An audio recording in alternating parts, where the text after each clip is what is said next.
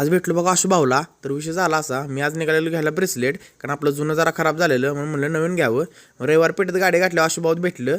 आशुभाऊंची गाडी घेतली सरळ गेलो बघा खाली का नाही, रविवार पेठेत पाण्याची टाकी समोर आहे का नाही, खाली गेला की सांगवीज म्हणून आहे बघा सिल्वर हाऊस.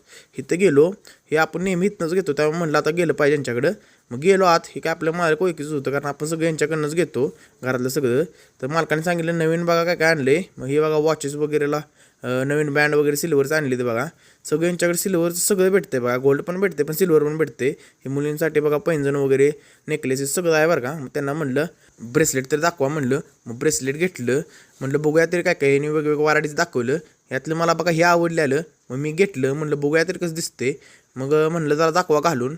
मग तिने काढलं बघा, मला की आपल्याला जवळच आहे त्यामुळे काही विषय नाही. तिने घालून दाखवलं, म्हणलं बघतो कसं दिसते. मला आवडलेलंच ही म्हणलं भारी दिसते, एकदा आरशात तरी बघावं. आरशात बघितलं ओकेच वाटत होतं. हाताला बघा गुलाल तसाच आहे गणपती विसर्जनाचा.